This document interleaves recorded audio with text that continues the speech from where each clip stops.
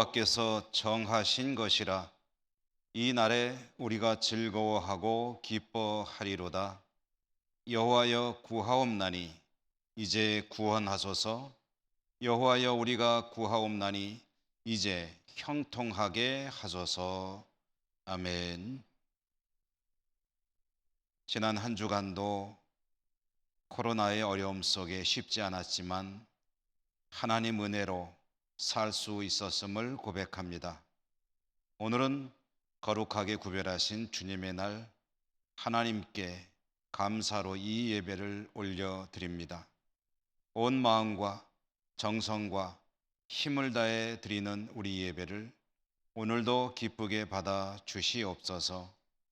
예수님의 이름으로 기원하옵나이다. 아멘. 1장 찬송입니다.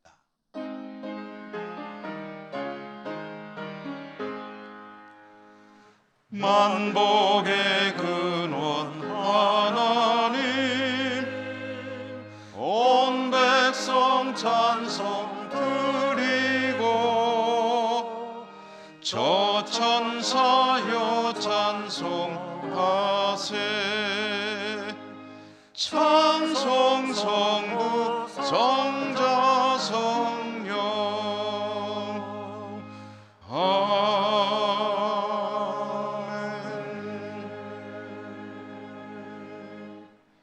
고백의 기도를 함께 드리겠습니다. 우리의 몸을 성전 삼고 믿음으로 어려움을 이겨내며 거룩한 성도의 삶을 살아야 하는데 돌아보면 많이 미흡하기만 합니다. 성령의 인도하심에 따르지 못하고 육신의 소욕을 따라 살았습니다. 썩어져갈 세상 것을 추구하며 지낼 때가 많았습니다. 믿음으로 어려움을 이기기보다는 그저 불만 속에 불평으로 살았음도 고백합니다. 불쌍히 여기시고 용서해 주시옵소서. 계속해서 모든 은밀한 허물과 죄들 침묵 가운데 하나님 앞에 고백합니다.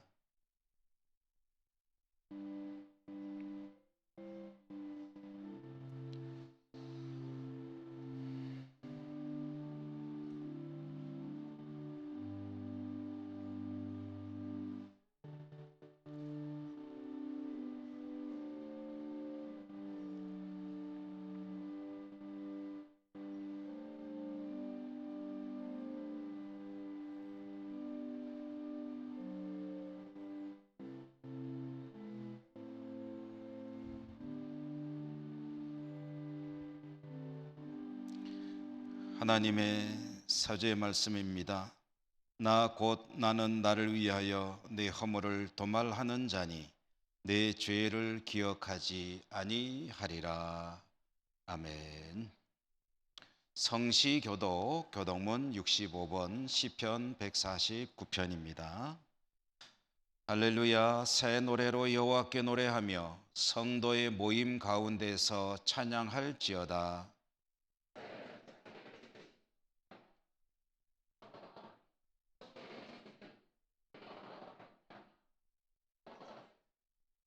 춤추며 그의 이름을 찬양하며 소고와 수금으로 그를 찬양할지어다.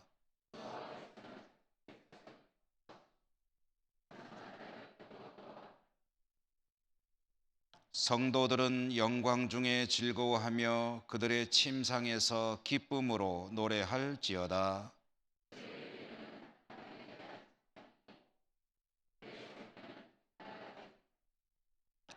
이것으로 문나라에 보수하며 민족들을 벌하며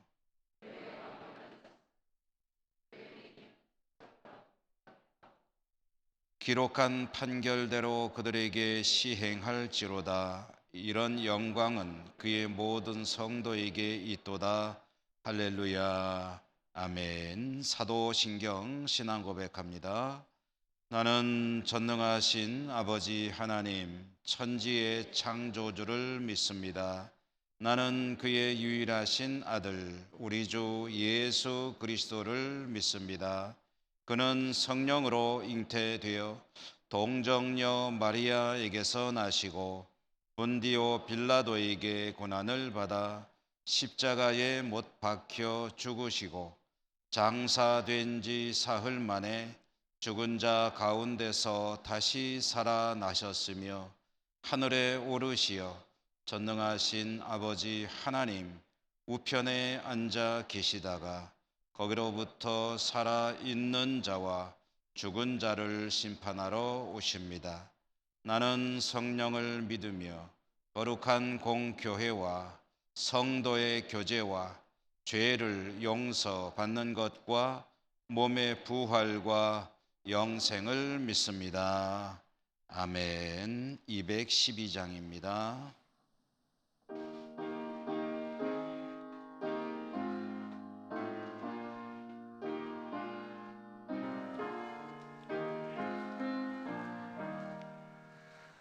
겸손히 주를 섬길 때 괴로운 일이 많으나 구주여 내게 힘 주사 잘 감당하게 하소서.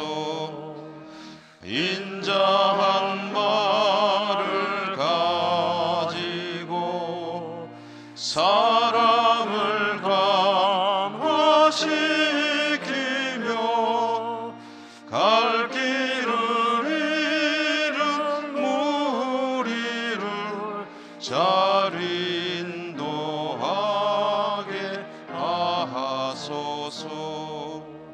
구주의 귀한 인내를 깨달아 알게 하시고 굳건한 믿음 주셔서 늘 승리하게 하소서.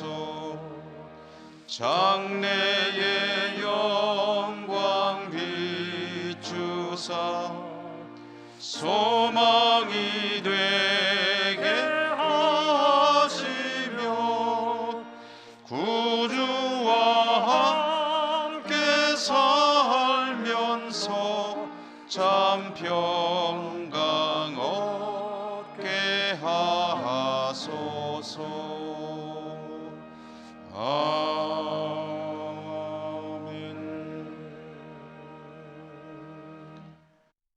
김종락 장로님 기도 인도하시겠습니다.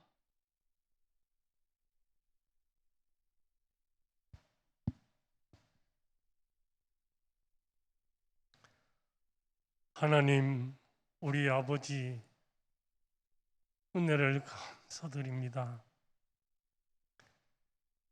무더위와 지루한 장마도 계절의 변화에 물러가게 하시고 오곡백과 풍성이 무르익는 귀한 결실의 계절을 주신 하나님 앞에 감사를 드립니다. 풍성한 수확을 거둘 때까지 하나님 지켜주시옵소서. 우리들도 하나님 앞에 아름다운 열매를 많이 맺는 이 가을이 되게 하여 주시옵소서. 지난 한 주간도 코로나19를 통한 여러 가지 어려운 역경 가운데서도 우리를 지켜주시고 인도하여 주심을 감사드립니다. 오늘 거룩한 주의 날을 맞이해서 우리 사랑하는 예천교회 믿음의 형제 자매들이 이 한 시간 주님 앞에 나와 감사하며 회개하며 영과 진리로 하나님 앞에 예배 드리오니 우리의 예배를 이 한 시간도 받아주시옵시고 우리에게 오늘 또 필요한 은혜로 충만하게 채워주시옵소서. 아버지 하나님, 험한 세상 살아가는데 여러 가지로 찢기고 상처받은 우리의 몸과 마음을 하나님 위로하시고 싸매어 주시고 치유하여 주시옵소서. 우리의 모든 문제들을 전능하신 하나님 앞에 내려놓고 해결받는 이 한 시간 되게 하여 주시옵소서.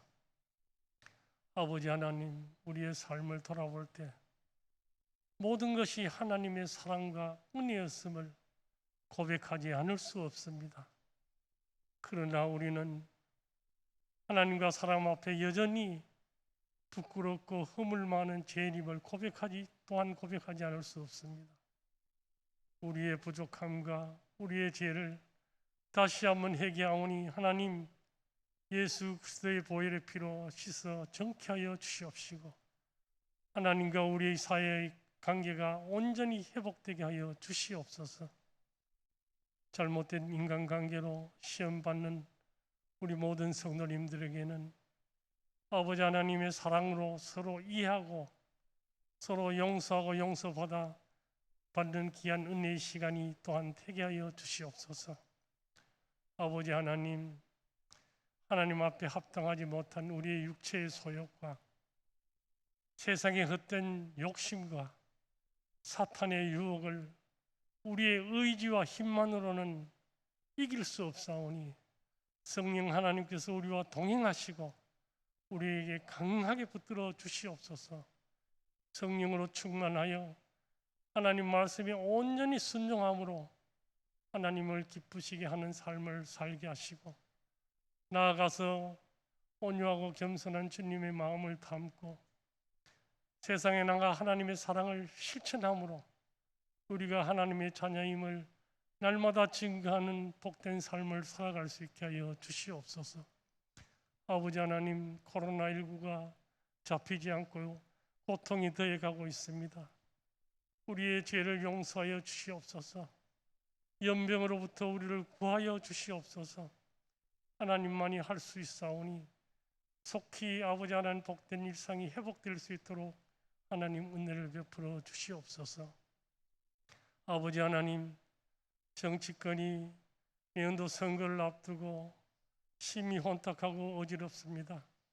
아버지 하나님, 우리 정치 문화가 한 단계 성숙할 수 있게 하시고 아버지 하나님, 무엇이 옳고 그른지를 바르게 판단할 수 있는 지혜를 우리 온 국민들에게 허락하여 주시옵소서. 하나님께서 합당한 지도자를 예정해 두셨다가 세워주셔서 이 나라에 참으로 하나님의 공의와 정의가 실현되는 복된 우리나라 되게 하여 주시옵소서. 아버지 하나님, 우리 예천교회를 코로나 가운데서 지켜주시고 은혜 가운데 지내게 하심을 감사드립니다. 세워주신 담임 목사님을 중심으로 온 재직, 온 성도가 한마음 한뜻 되어 하나님께서 우리 교회를 통해 이루시려는 귀한 뜻을 바르게 알고 잘 감당하여 하나님이 기뻐하시는 우리 예천교회 되게 하여 주시옵소서. 코로나19로 지금 많은 성도님들이 예배에 참석하지 못하고 있습니다. 어떤 여건이 있든지 하나님 해결하여 주시고 믿음을 더하여 주셔서 다 주님 앞에 나와 온전한 예배를 드릴 수 있도록 은혜를 베풀어 주시옵소서. 일하신 어른들의 영과 육을 강건하게 하시고 우리 성도님들의 일터에도 복을 내려 주시옵소서. 자라나고 있는 어린이와 청소년들에게 아버지 하나님 믿음과 지혜와 명철을 더하여 주셔서 세상 풍조에 물들지 않고 참으로 하나님께 귀하게 쓰임받는 귀한 일꾼들로 자랄 수 있도록 하나님 인도하여 주시옵소서. 아버지 하나님, 원치 않은 질병과 또한 사고 또한 노안으로 특별히 암과 투병을 하고 있는 한우들이 있사오니 그들의 애절하고 간절한 기도를 하나님 들어주시옵시고 고쳐주시옵소서. 국내에 흩어져 살아가고 있는 우리의 자녀들을 지켜주시고 믿음으로 날마다 승리하는 삶이 되도록 하나님 인도하여 주시옵소서. 오늘 또 하나님의 말씀을 대언하실 우리 목사님을 세워주셨사오니 말씀이 선포될 때 성령 하나님께서 강하게 역사하여 주셔서 저희들이 은혜 받고 그 말씀에 온전히 순종함으로 복된 삶이 되게 하여 주시옵소서. 정성껏 준비해서 하나님을 찬양하는 찬양대의 찬양을 기뻐 받아주시고 예배를 돕는 모든 아버지 하나님 손길을 하나님 기억하사 은혜로 채워 주시옵소서. 우리의 길이요 진리요 생명 되시는 우리 주 예수 그리스도 이름으로 간절히 기도드리옵나이다. 아멘.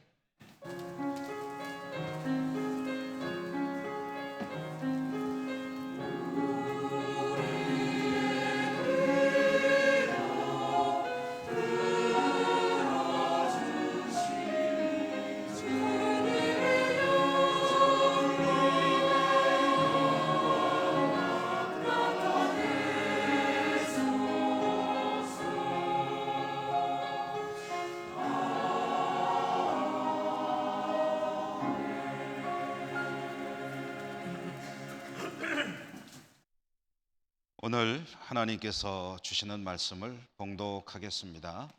구약성경 시편 19편 1절에서 마지막 절 14절까지의 말씀을 제가 봉독하겠습니다. 하늘이 하나님의 영광을 선포하고 궁창이 그의 손으로 하신 일을 나타내는도다. 날은 날에게 말하고 밤은 밤에게 지식을 전하니 언어도 없고 말씀도 없으며 들리는 소리도 없으나 그의 소리가 온 땅에 통하고 그의 말씀이 세상 끝까지 이르도다. 하나님이 해를 위하여 하늘에 장막을 베푸셨도다.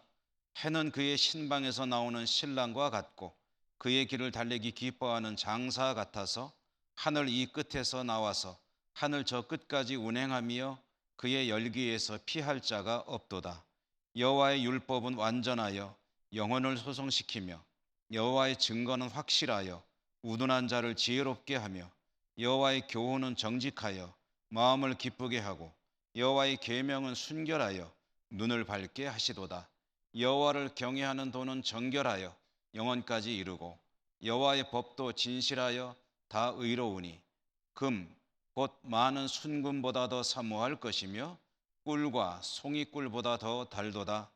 또 주의 종이 이것으로 경고를 받고 이것을 지킴으로 상이 크니이다. 자기 허물을 능히 깨달을 자 누구리요? 나를 숨은 허물에서 벗어나게 하소서. 또 주의 종에게 고의로 죄를 짓지 말게 하사 그 죄가 나를 주장하지 못하게 하소서. 그리하면 내가 정직하여 큰 죄과에서 벗어나겠나이다. 나의 반석이시요 나의 구속자이신 여호와여, 내 입의 말과 마음의 묵상이 주님 앞에 연락되기를 원하나이다. 아멘. 호산나 찬양대 찬양 하나님께 올려드립니다.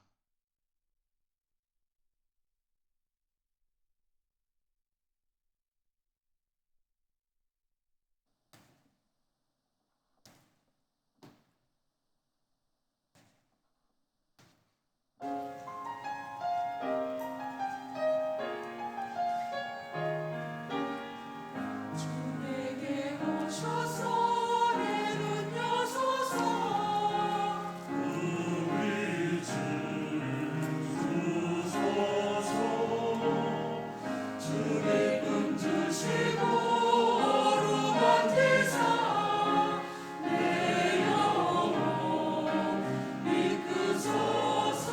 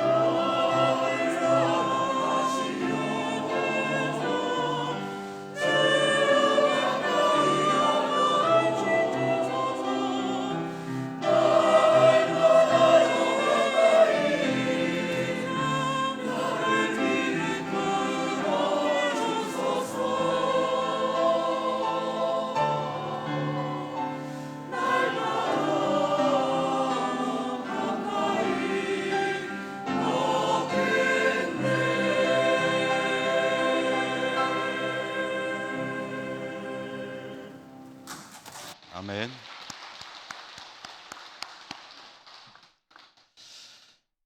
오늘도 주님 앞에 나오신 여러분들을 진심으로 환영하고 축복합니다. 오늘은 가을의 기도라는 제목으로 말씀을 함께 나누도록 하겠습니다. 요즘에 많은 것들이 우리를 답답하게 합니다. 하다못해 숨 쉬는 것도 답답하시죠? 이렇게 싸고 있으니까 저만 먼저 풀고 있어서 대단히 죄송합니다. 가슴이 답답할 때 어떻게 여러분들은 그 답답함을 푸시나요? 그 좋은 방법 중에 하나가 심호흡이라고 합니다. 호흡을 한번 깊게 들이마시고 하면은 답답함이 조금은 해소되는 것을 느낄 수가 있습니다. 심호흡을 하면서 하늘을 쳐다보는 것이 조금 더 도움이 될 수도 있습니다. 그냥 심호흡만 하는 것보다는 조금 더 나은 효과를 얻을 수 있을 것입니다. 그래서 여러분 가끔은 하늘을 쳐다보면서 호흡을 깊게 하면서 살아가는 것도 괜찮은 방법 중에 하나입니다. 하늘을 올려다보면 무엇이 보이시나요?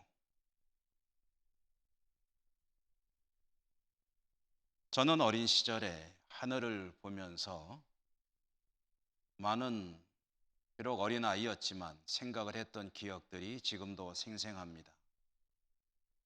여름밤이면은 마당에 할아버지께서 깔아주시는 멍석에 누워서 하늘을 바라보면 하늘에 별이 가득 차 있었고 그 별들을 볼 때마다 경외감에 사로잡히게 되죠.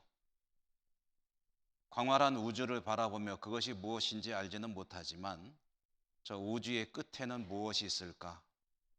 끝이 있으면 그 끝의 뒤에는 또 무엇이 있을까?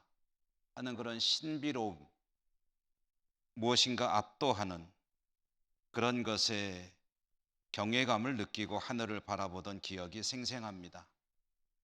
가을의 하늘을 바라보면 가을 하늘이 참 높지요. 요즘에는 뿌연 날이 많은데 제 어렸을 때 기억에는 참 하늘이 맑았던 기억이 남아 있습니다. 흰 구름이 둥둥 떠가고 높은 가을 하늘을 바라보면 참 맑다는 생각을 했었고요. 가끔 하늘에 흰 줄을 그으면서 지나가는 비행기를 보면 또 역시 참 재미있었던 기억도 납니다. 하늘을 바라볼 때 항상 가지고 있었던 생각 중에 하나가 저 하늘의 끝에 관한 궁금증이었고요. 우주의 신비에 대해서 참 생각을 하고 또 했던 그런 기억. 어린 나이지만 이런 생각들을 하면서 신의 존재를 어렴풋이 느꼈던 기억도 납니다. 누가 저렇게 만들었을까? 그리고 그런 생각이 이어지다 보면 삶과 죽음에 관한 문제도 구체적인 것은 아니었지만 막연하게 생각했던 기억도 있습니다. 답을 얻지는 못했지만 뭔지 알 수 없는 그런 경외감 그리고 두려운 마음에 사로잡혔던 그런 기억들 지금도 역시 생생히 남아 있습니다. 오늘 시편 말씀 시편 19편은 다윗의 시편인데요. 이 다윗도 가끔은 하늘을 바라보았던 모양입니다. 그렇게 하늘을 바라보면서 그때 느꼈던 그 마음들을 다윗이 이렇게 시편으로 지어 하나님께 찬양을 드린 노래가 바로 오늘 우리에게 주신 하나님 말씀이 시편 19편인데요. 다윗이 바라보는 하늘은 어떤 것이었느냐? 오늘 시편 노래를 통해서 다윗의 마음을 추리해 본다면 다윗이 보는 하늘은 하나님의 영광을 선포하고 있는 것이었다. 하나님께서 하신 일을 나타내는 증거가 바로 하늘이었다. 하늘에서 귀로 들려오는 소리는 하나도 없었지만 다윗의 느낌으로는 다윗의 깨달음으로는 온 피조의 세계가 하나님을 증거하느라 내놓는 소리들로 가득 차 있었다. 다윗이 하늘에서 볼 수 있었던 가장 경이로운 존재는 태양이었습니다. 오늘 시편에 보면 다윗은 아침에 떠오르는 태양, 해는 마치 신방에서 나오는 신랑과 같다라고 노래합니다. 여러분, 신랑이 신혼 초야를 보내고 아침에 신방에서 나올 때 그 얼굴이 어떨까요? 사랑하는 여성과 신부와 결혼을 하여 부부가 되고 신혼 초야를 지내고 아침에 일어나서 밖으로 나오는 신랑의 얼굴, 아마 세상을 모두 가진 것 같은 그런 환한 얼굴이 아니었겠느냐. 환하게 웃으며 즐거운 마음으로 나설 신랑의 얼굴을 다윗은 아침에 떠오르는 태양으로 느낌을 받았다 하는 그런 이야기입니다. 아침에 태양이 떠오르면 세상을 비추게 됩니다. 세상을 비추는 햇빛, 그 빛은 밤새 잠을 자던 모든 피조의 세계를 깨우고 그것들이 활동을 하게 하며 또 이 땅에 있는 모든 생명체에 생명을 주는 그런 빛입니다. 햇빛이 이르는 곳에 새로운 하루가 시작이 되고 햇볕이 이르는 곳에 있는 생물들이 깨어나게 되고 생명으로 충만해지게 됩니다. 그러므로 다윗에게 있어서 태양은 하나님께서 만드신 최고의 피조물이었습니다. 다윗은 하늘을 보면서 무엇을 느꼈느냐? 하나님의 손길을 느꼈다라고 이야기하는 겁니다. 말하자면 하늘은 다윗에게 하나님을 만나게 하는 그런 매개체가 되고 통로가 되었던 셈입니다. 하늘이 다윗에게 하나님을 깨닫게 하고 하나님을 느끼게 하고 하나님을 만나게 하는 통로였다고 한다면 이미 하나님을 알고 있는 다윗과 같은 사람에게는 하늘이 그런 것일 수 있겠으나 아직 하나님을 알지 못하는 이들에게는 하늘이 하나님을 느끼게 하지는 못합니다. 하나님을 만나게 하는 통로가 되지는 못합니다. 단지 그런 장엄한 하늘과 대자연 우주를 바라보면서 어떤 신적인 존재에 대한 경외감은 느끼게 합니다. 다른 말로 표현해 본다면 어떤 신에 대해서는 느낌을 가질 수 있으나 또는 인정을 할 수 있을지 모르겠으나 그 신이 여호와 하나님이라는 것을 알게 해주지는 못합니다. 보통 우리 인간이 하나님을 깨달을 수 있고 하나님을 알 수 있는 길이 두 가지가 있다고 이야기합니다. 하나는 오늘 시편에서 이야기되는 것과 같이 이런 하늘이니 태양이니 어떤 대자연이니 우주니 하는 이런 인간으로 하여금 뭔가 경외감을 느끼게 하고 그것에 압도되게 하는 그 대상을 바라볼 때에 인간은 어렴풋이나마 신의 존재를 느끼게 됩니다.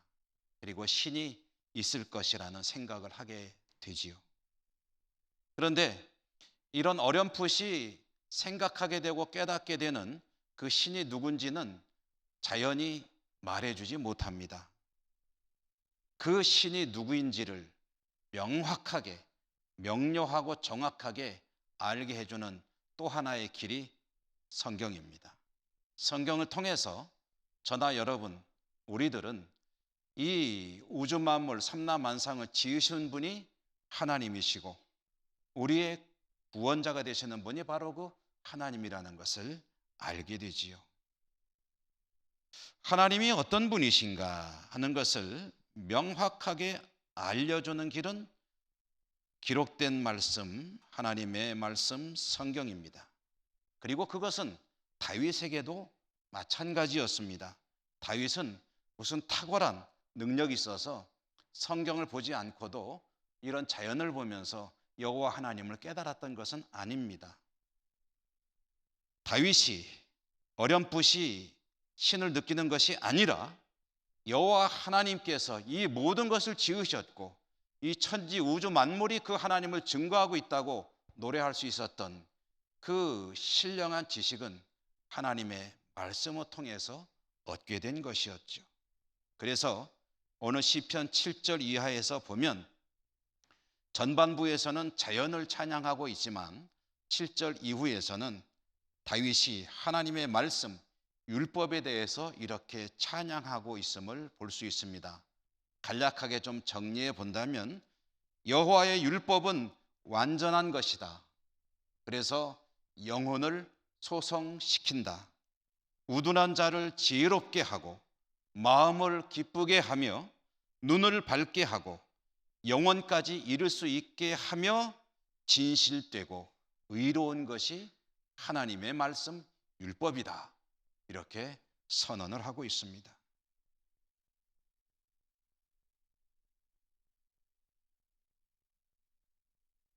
인간은 하나님을 떠나서는 살 수 없는 존재입니다. 삼국지에 보면 많은 여러 이야기들 그리고 그로 인한 고사성어들이 있는데 그 중에 수어지교라는 네 글자로 된 한자 고사성어가 있습니다. 그대로 직역해 보면 물과 고기의 관계, 그런 뜻이 되겠죠. 수어지교.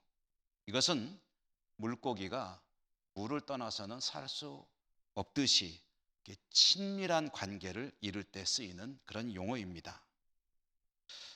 여러분, 그렇죠? 물고기는 언제 생명을 유지할 수 있습니까? 물고기는 물 속에 있을 때에만 생명을 유지할 수 있습니다. 물고기가 물 밖으로 나오면 얼마 안 가서 생명이 끊어질 수밖에 없죠. 그러므로 혹시라도 물 밖으로 나온 물고기가 있다면 그는 빨리 물속으로 자기가 퍼덕거려 들어가든지 아니면 누가 집어 넣어주든지 물속으로 들어가야 죽지 않고 다시 살 수가 있습니다. 인간은 하나님을 떠나서는 생명을 가질 수도 없고 유지할 수도 없는 존재입니다. 마치 물고기가 물속에 있어야 생명도 얻을 수 있고 얻은 생명을 유지할 수 있는 것과 같은 것이죠. 그렇게 하나님을 떠나서는 살 수도 없고 삶의 시작조차 할 수 없는 인간, 그 인간이 하나님을 떠났습니다. 그리고 다시 돌아가는 길도 잊어버렸습니다. 아예 하나님이라는 존재를 잊어버렸고 잃어버렸습니다. 그러니 인간은 하나님을 잃었으니 또한 무엇도 잃은 것입니까? 생명까지 잃은 존재가 되었습니다. 인간은 이렇게 하나님을 잊어버렸고 잃어버렸기 때문에 하나님께 돌아가는 길도 알지 못할 뿐더러 하나님께로 돌아가야 한다는 사실조차 기억해내지 못하는 존재가 되어버리고 말았습니다. 인간은 자신의 의지와 생각과 능력으로 하나님께 돌아가려는 생각도 하지 않고 혹시 그런 생각을 하더라도 돌아갈 수 있는 능력이 전혀 없습니다. 0.000을 수백 개 하고 끝에 일자를 붙이면 있으나 없으나 한 숫자가 되겠죠.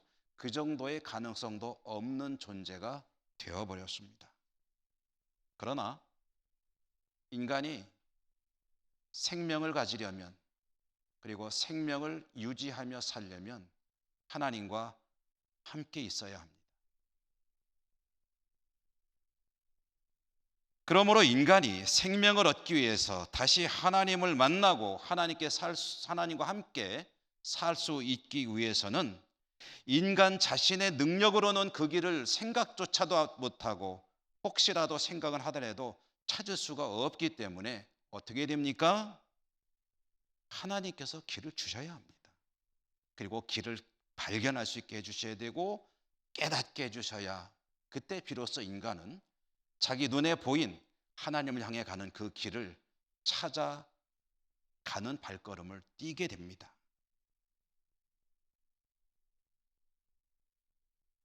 길도 주셔야 되고 주신 길을 찾을 수 있는 눈도 열어주셔야 되고 그리고 발견된 길로 갈 수 있는 마음도 주셔야 인간은 생명의 근원이 되시는 하나님을 향해 나갈 수가 있는데요. 감사하게도 하나님께서 그 길을 인간에게 주셨습니다. 그 길이 무엇입니까? 내가 곧 길이요 진리요 생명이라고 말씀하신 우리 주 예수 그리스도, 그 주님이 바로 유일한 생명을 향한 길이 됩니다. 그분의 십자가, 그분의 부활, 그것이 우리에게 생명이라는 것에 대한 소망을 갖게 하십니다. 그분에게 갈 때 그 길이 유일한 잃어버린 생명을 다시 찾는 길이 됩니다. 하나님은 독생자 예수 그리스도를 사람으로 이 땅에 보내시고 그를 십자가에 죽이심으로 그 길을 준비하셨습니다. 그리고 그 길을 성경을 통해 계속해서 가르쳐 주십니다. 성경을 통해 계시하시는 거예요. 다윗 시대에는 주님이 아직 오시지 않으셨을 때입니다. 육체적으로 보면은 주님은 다윗의 후손 가운데 한 사람이죠. 그렇기 때문에 아직 오시지 않은 주님을 다윗이 알 수는 없습니다. 그러므로 그때에는 그에게 무엇이 하나님을 향해 나가는 길이 될 수 있었느냐? 하나님이 주신 율법, 이 하나님의 말씀이 유일하게 전능하신 하나님, 여호와 하나님을 찾을 수 있는 그런 길이었습니다. 그 율법을 다윗은 너무너무 사랑했습니다. 그 율법을 읽으면서 하나님을 찾게 되었고 하나님을 향해 나가 하나님 바라보며 사는 믿음의 삶을 살 수가 있었습니다.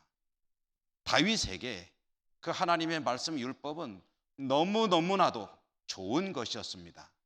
그가 오늘 시편에서 뭐라고 표현했는지 한번 보실까요? 10절의 말씀을 한번 같이 보시지요. 10절 말씀을 같이 읽어보겠습니다. 시작. 금 곧 많은 순금보다 더 사모할 것이며 꿀과 송이꿀보다 더 달도다. 아멘. 다윗이 이렇게 표현했죠. 두 가지를 얘기했습니다. 하나는 뭡니까? 금. 또 하나는 꿀. 금이 뭡니까? 우리의 삶에 꼭 필요한 것이고 있으면 너무 좋은 것이고 많으면 더 좋은 것이죠. 금이 있으면 우리가 살고 싶은 인생을 사는데 큰 도움이 됩니다. 좋은 일을 하고 싶어도 금이 없으면 참 하기가 어려울 때가 있는데 금이 만약에 나에게 넉넉하다면 그리고 마음속에 선한 생각이 있다면 그걸 가지고 얼마나 많은 일을 할 수 있는지 모릅니다. 그래서 우리는 참 금을 좋아하죠. 금의 노예가 돼서는 곤란하지만 금을 많이 성실하게 땀 흘려 일해서 모아가지고 그것으로 하나님의 영광을 드러낼 수만 있다면 그보다 더 좋은 것은 없을 것입니다. 금 너무 좋은 것입니다. 그리고 또 우리 입에 가장 좋은 것이 무엇일까? 꿀이죠. 꿀. 꿀, 뭐 요즘에 단 것이 건강에 안 좋다 그러는데 그런 차원에서의 꿀이 아니고 이 꿀은 우리 몸에도 좋은 천연 벌꿀, 정말 좋은 꿀, 먹으면 너무 입을 달게 해주고 정말 귀해서 함부로 먹을 수 없는 그 꿀, 송이꿀, 그것보다도 더 좋다는 거예요. 금보다 더 좋고 꿀보다 더 다른 것. 하나님의 말씀을 향한 다윗의 자세입니다. 여러분 어떠십니까? 하나님의 말씀 성경을 대할 때 금보다 더 좋으신가요? 꿀보다 더 답니까? 꿀보다 더 단 잠을 잘 줍니까? 가끔 그런 분들이 계시더라고요. 잠이 안 오면 성경을 보면 참 도움이 된다고. 제 얘기 아닙니다.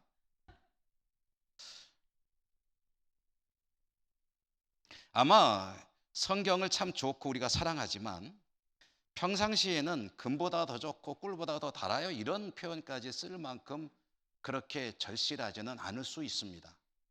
그러나 정말 그럴 때가 있습니다. 언제입니까?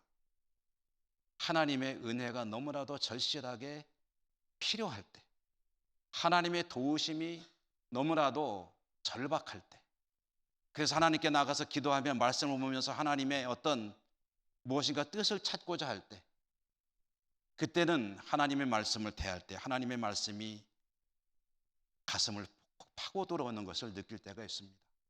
그게 바로 금보다 더 귀하고 꿀보다 더 달다는 그런 표현의 말씀에 대한 자세가 아니겠습니까? 사람의 인생을 결정하는 여러 가지 요인들이 있죠. 그 중에 중요한 것 중에 하나가, 빼놓을 수 없는 것 중에 하나가 만남이라고 할 수 있을 것입니다. 만남. 어떤 환경을 만나고 어떤 사람을 만나서 살아가는 인생이냐에 따라서 그의 인생은 상당히 많은 그런 변화를 가질 수 있을 것입니다. 누구와 만나 어떤 관계를 가지고 살아가느냐는 것은 굉장히 중요한 요인이라는 것이죠. 얼른 생각해 봐도 어떤 부모님의 자녀로 태어나느냐는 것은 그 인생을 어쩌면 결정하는 그런 중요한 요인이 될 수가 있을 것입니다. 어떤 친구를 만나느냐는 것도 굉장히 중요하죠. 어떤 스승을 만나느냐 굉장히 중요한 요소입니다. 어떤 배우자를 만나느냐 역시 중요하죠. 다 중요합니다. 그런데 여러분, 우리 인생의 가장 중요한 만남은 누구와의 만남입니까? 우리 인생의 가장 중요한 만남은 우리 주님 예수 그리스도 그분과의 만남이 되겠죠. 왜냐? 거기에 생명이 있기 때문이다. 주님과의 만남. 그런데요, 이 주님과의 만남은 만나는 것도 중요합니다만은 사실 그보다 더 중요한 게 있습니다. 만나서 어떻게 사느냐. 만나고 반가웠어요 하고 안녕히 가세요 하고 헤어진다면 참 안 만난 것보다는 낫겠지만 너무 아쉽습니다. 만남 중요합니다. 그러나 더 중요한 것은 만난 주님과 얼마나 친밀하게 사느냐 하는 것이 더 중요합니다. 마치 사랑하는 남녀가 만나서 결혼을 했다. 결혼을 하는 것 참 중요하죠. 그런데 결혼하는 것보다 더 중요한 게 있습니다. 무엇이죠? 그 뒤에 두 사람이 어떻게 살아가느냐, 얼마나 서로를 사랑하고 이해하고 배려하고 위하며 살아가느냐 하는 것은 더 중요한 일입니다. 주님과의 만남 참 중요하지만 주님과 얼마나 친밀하게 지내느냐 더 중요합니다. 여러분 한번 여쭤볼까요? 여기는 우리 모두는 이미 주님을 만난 사람들입니다. 만나셨죠? 그런데 주님과 친밀하게 지내십니까?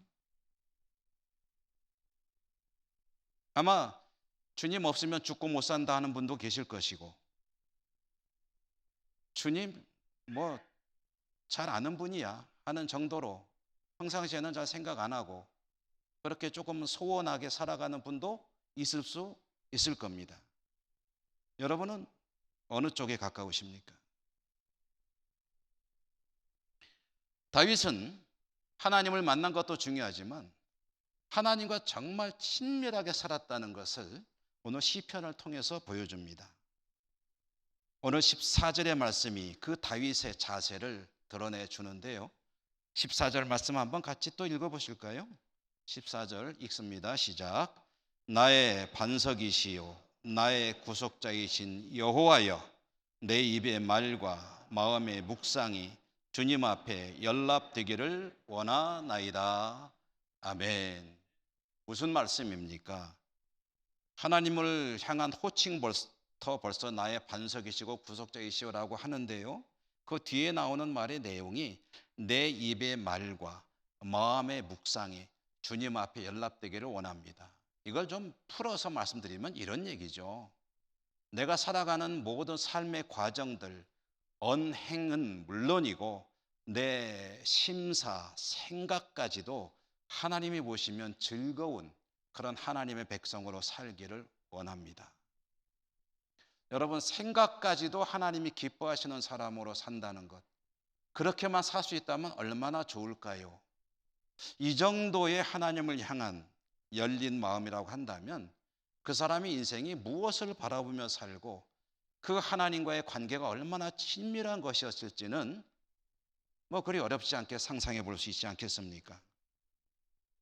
그러므로 이 시편 19편은 어느 날 하늘을 바라보면서 하나님을 다시 느끼게 된 다윗이 하나님의 말씀을 떠올리며 그 하나님 앞에 오직 하나님만 바라보며 사는 삶이기를 원합니다 라고 올려드린 기도입니다.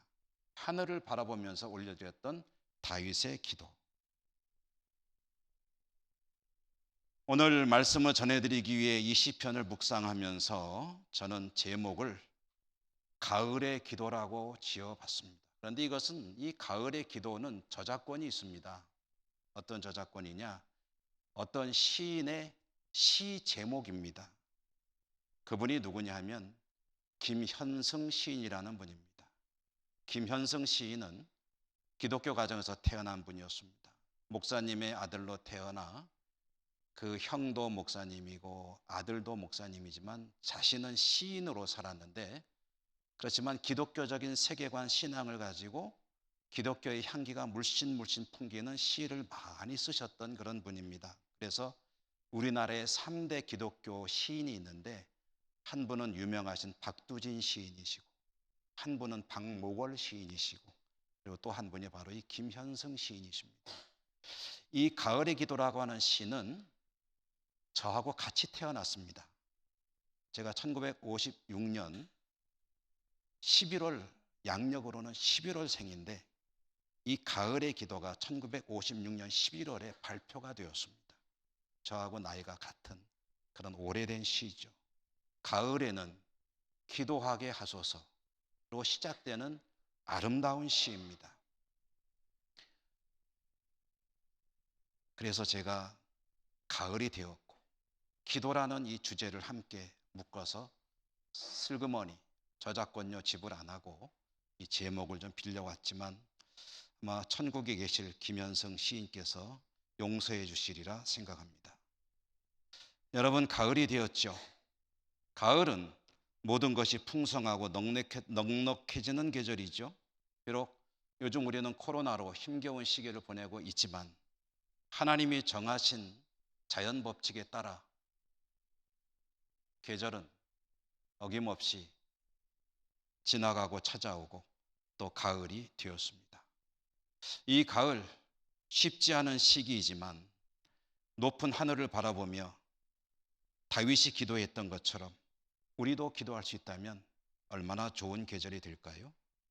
하나님을 모시고 살아가는 우리들이 하나님 때문에 힘이 나고 하나님 때문에 더 용기가 샘솟고 어려운 시대이지만 하나님께 집중하다 보니 그 모든 어려움을 딛고 이기고 승리하는 하나님의 백성으로 살아갈 수 있고, 하나님의 말씀이 더 사모되는, 금보다 좋아요, 꿀보다 더 달아요 라고 하는 그런 믿음으로 살아갈 수 있는 그런 가을이 된다면 얼마나 좋을까요? 그렇게 살 수 있기 위해서 우리에게 여러 가지가 필요하겠지만 그 중에 빼놓을 수 없는 것이 하나님께 기도하는 것일 것입니다. 가을에는 기도하게 하소서 한 시인의 노래와 또 하늘을 바라보며 하나님께 기도하며 자신의 삶이 하나님께 연락되기를 소망했던 다윗의 시편을, 그리고 이 기도를 떠올리며 우리가 이렇게 기도할 수 있다면 참 좋을 것입니다. 하나님, 금년 가을에는 저희들이 하나님께 다윗처럼 온 삶을 드리기를 소망하는, 기도하는 가을이 되기를 원합니다. 이렇게 기도할 수 있다면 우리의 삶이 얼마나 더 아름다워질 수 있을까요? 어려운 시기지만 2021년 가을이 우리의 삶 가운데 가장 하나님께 아름다운 기도를 드렸던 그런 계절로 기록될 수 있기를 주님 이름으로 축원합니다. 은혜로우신 하나님 감사합니다. 오늘도 말씀 주셨습니다. 말씀에 따라 하나님께 기도하며 어려운 시기도 이기고 또 아름다운 계절 이루어가는 저희 모두가 될 수 있도록 인도하시고 축복해 주옵소서. 예수님 이름으로 감사하고 기도 올리옵나이다. 아멘. 549장 찬송하시며 봉헌하시겠습니다.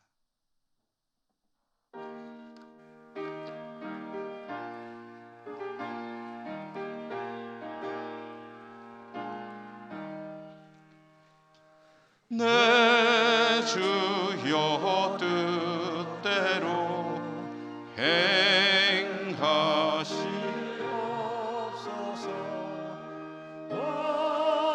원망과 영혼을 다 주께 드리니 이 세상 고락간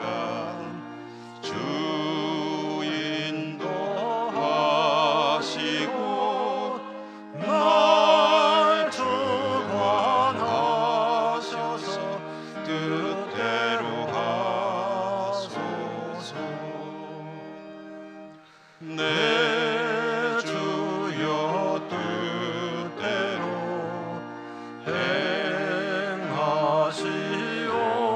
행하시옵소서. 큰 근심 중에도 낙심케 마소서. 주님도 때로는 울기도 하셨네. 날 주관하셔서 뜻대로 하소서.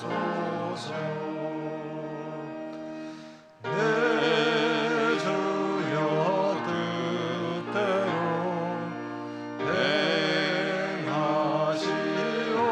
행하시옵소서. 내 모든 일들을 다 주께 맡기고 저 천성 향하여 고요히 가리니 살든지 죽든지 뜻대로 하소서.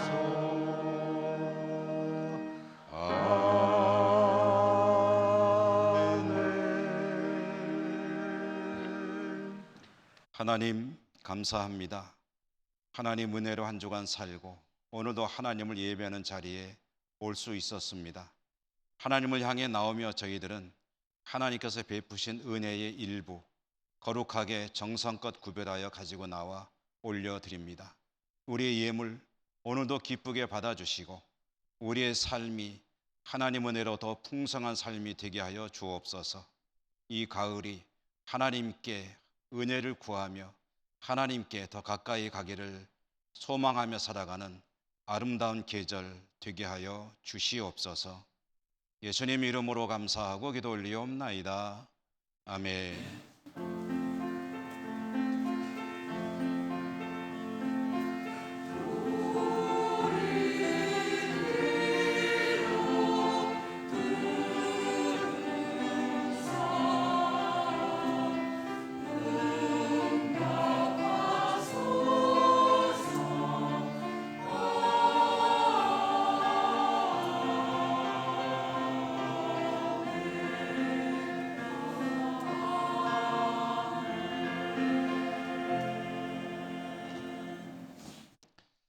교회 소식 전해드립니다.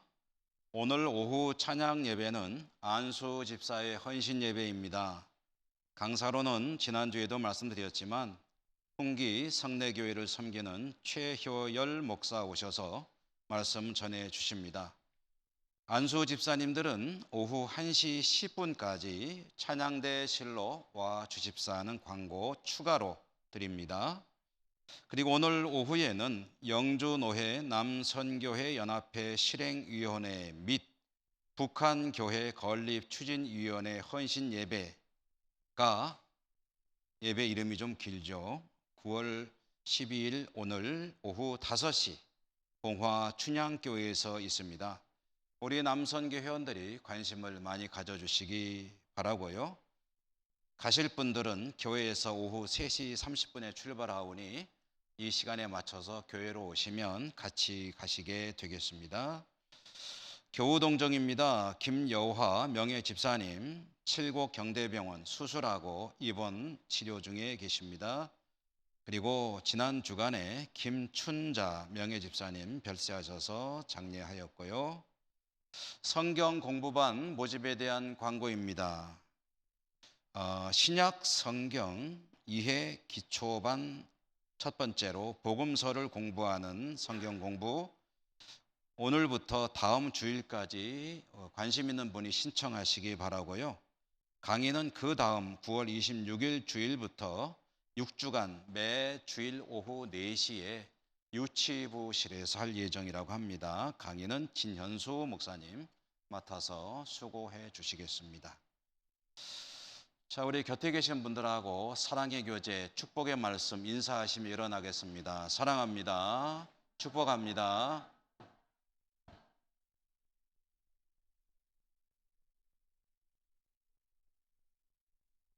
주 기도송과 축도로 예배를 마치겠습니다.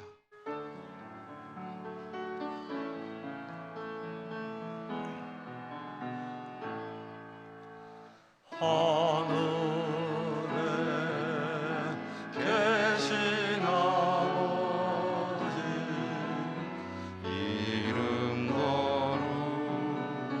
거룩하사 주님 나라 임하시고 뜻이 이루어지리라.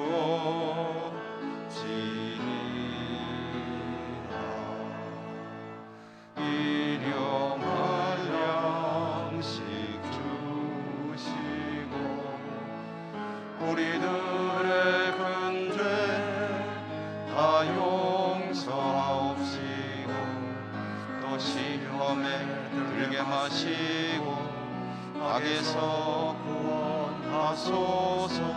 내게 주의 나라 주의 권세 주의 영광 영원히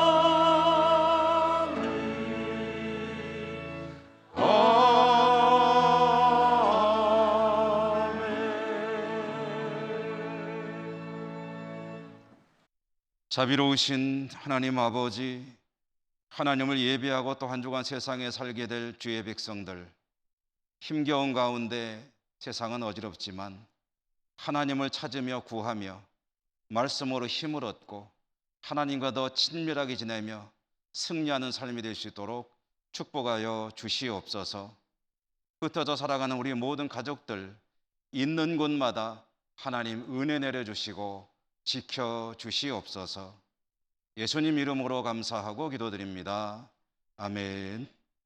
주 예수 그리스도의 은혜와 하나님 아버지 사랑과 성령의 교통하심이 예배하고 삶의 현장으로 나가는 주의 백성들 머리머리 위에와 저들이 있는 모든 곳 위에 항상 함께 하시옵기를 축원하옵나이다. 아멘.